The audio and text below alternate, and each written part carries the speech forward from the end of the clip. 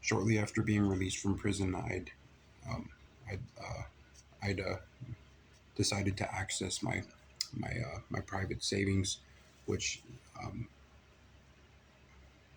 amounted to at or about, according to my first initial count of the funds, I'd counted $3,400 in my forced, or not forced, but private savings.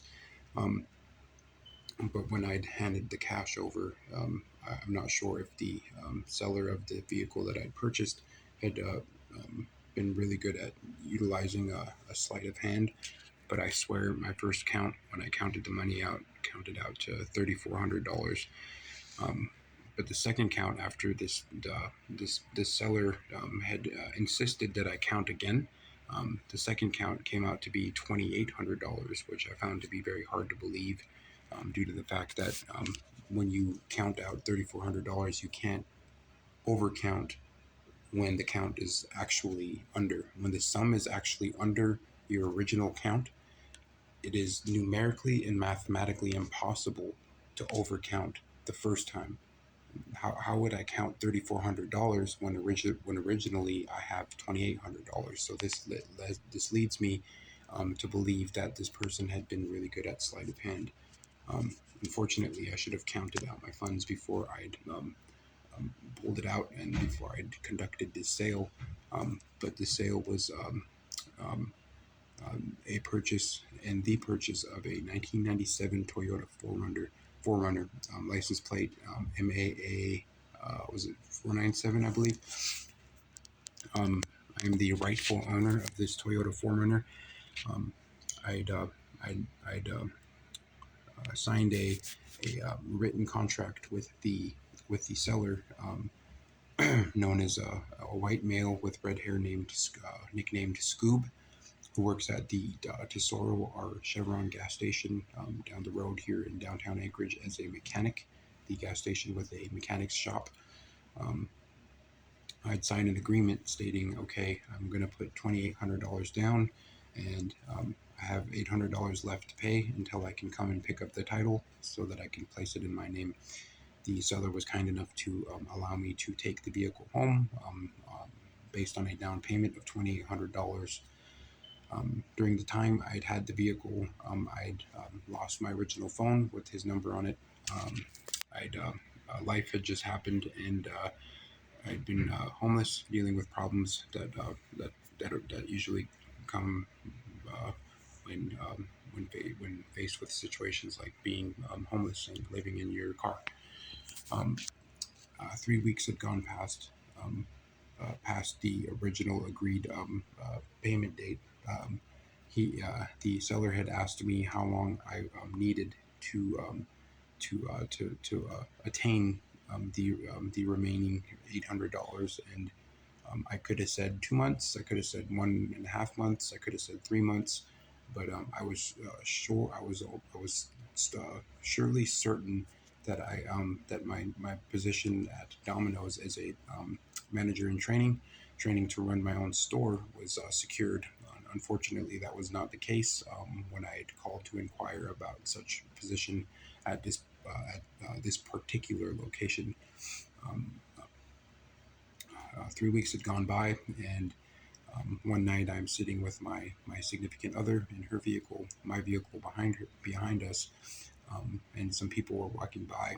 She'd made a comment or a statement on how it's kind of sketchy or suspicious, with all the people walking by here at the area we were sleeping in, as we were sleeping in our vehicles. Um, she'd made a comment on how sketchy it is and how awkward it is when people walk by on the roadside there.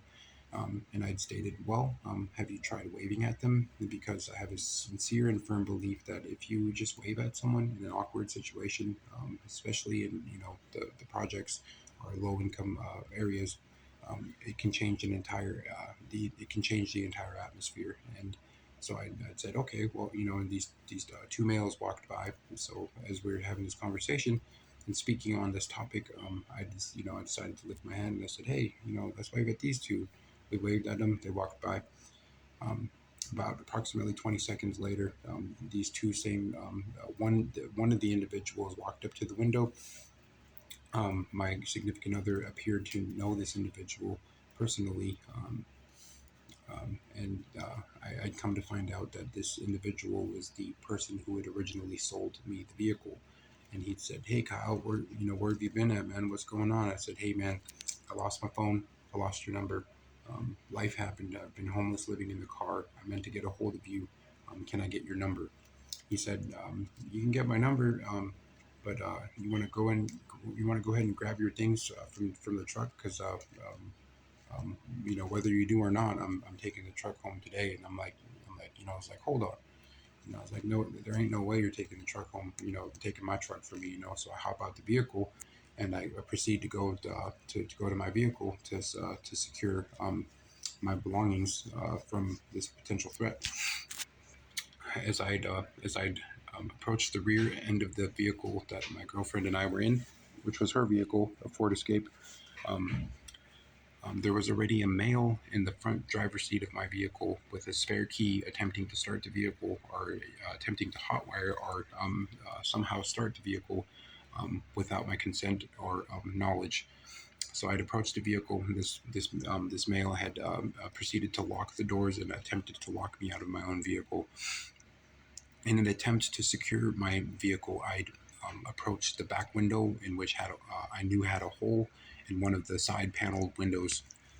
I'd approached the window, I reached my hand into the rear door, and I'd opened the door promptly and efficiently. I'd entered the vehicle, and I'd reached towards the keys to secure the vehicle, and to prevent the individual from taking off with my vehicle whilst I'm in the vehicle unbuckled, which would create a very unsafe situation. As I pulled the keys into my possession, the previous owner, nicknamed Scoop, had hopped into the vehicle and grabbed me, put his arms around me, and gripped me with the grip that I could not break free from. As we fumbled and kind of tussled around, I began to yell for help from my family, who was camping nearby. I yelled out, "Austin!" Couldn't hear me the first yell, and I yelled out again, "Austin!" And by this point, everything was getting very, the grip was getting, kind of like an Indian burn. It was starting to become hurtful. And by the second time I yelled his name, I yelled out, "Austin!" He said, "What?" I said, "I'm getting robbed." And he yelled back at me. He said, "What?" I said, "Help! I'm getting robbed." So he comes out, my auntie comes out, everybody comes out to the vehicle, and this kid that was in the front seat trying to take my car locks the doors, and I'm trying to reach over to my side, my rear left door, to let him in so that he can help me subdue this threat, right? And this guy Scoop had such a firm grip on me that I could not break free from it. And Austin began to try to take. He made attempts towards trying to subdue the threat by by um, by hitting the driver window with force. And at this point, the suspects that were actively robbing me, the suspect in the driver's seat had turned the ignition um, violently and quickly put it into drive, or into reverse, and reversed the vehicle into a lamppost right behind us. The only thing that allowed me to break free from the grip of this individual was I had to let go of the car keys. So I let go of the car keys, and his grip let go of me. Um, as I was released from the grip of this individual, we were already traveling at about 15 to 20 miles per hour down the street, and I had to open the door and jump out of the vehicle, back first, and I landed on the concrete. I have multiple witnesses, over 5 witnesses that witnessed this incident. My significant other screamed as I had landed on the ground, and I hit my head, landed on my back. These individuals took off and successfully committed a felony, robbing me of the vehicle in which I currently owned, and which I still own to this very day. Um, my reason for not making a police report during that time is due to the peer pressures and the actively dangerous pressure of the lifestyle in which many people are living here in this city. For if I were to call the police, my name would be shit.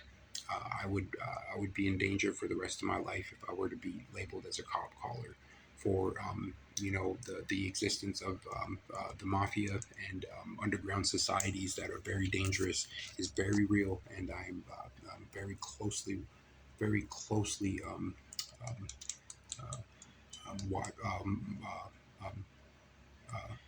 um, recognized by these groups of people. Making a decision like that to call the police would put my life in great danger. So my reason for not making this report right away was because I was facing the peer pressures of society and the potential dangers that I would place myself in by even just associating with the police. This was a robbery in the first degree, a felony. I'd invested $2,800 of my own money in this vehicle. I'd already been the owner of this vehicle. My significant other proceeded to pursue this vehicle on her own. She's fucking such a rider. Shout out to Cynthia. And she'd followed them all the way back to the Chevron downtown here, where this individual named Scoob had worked. He'd When he'd approached his party, there was a large group of women present. So her ability to confront the situation had been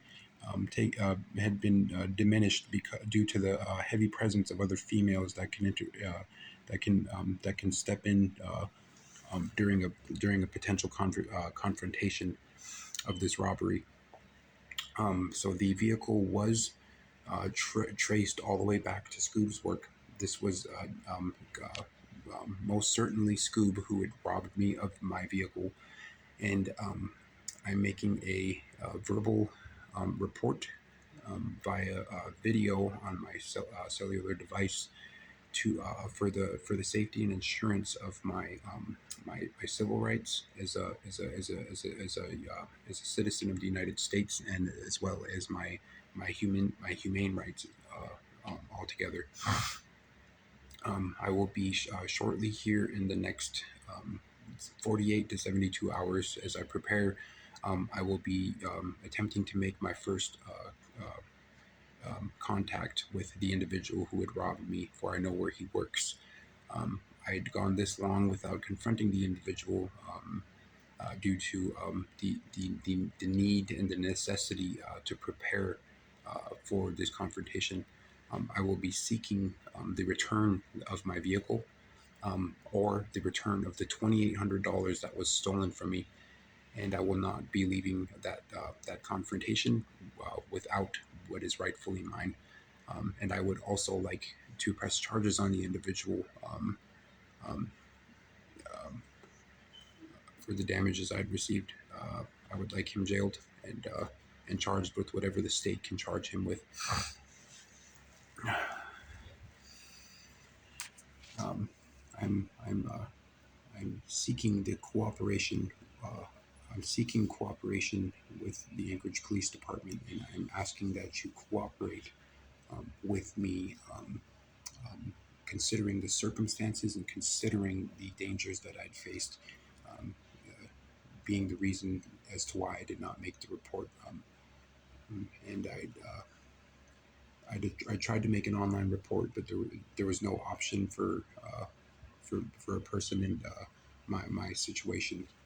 Um, this is an official verbal report.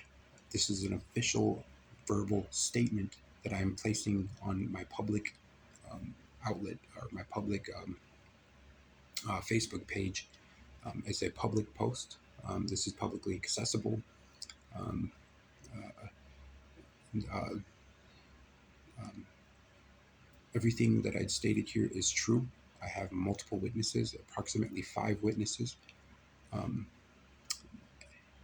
Therefore, this verbal report and verbal statement is legally binding in all aspects in regards to state law, that the state laws that protect me and federal laws, the federal laws that protect me. I yield back.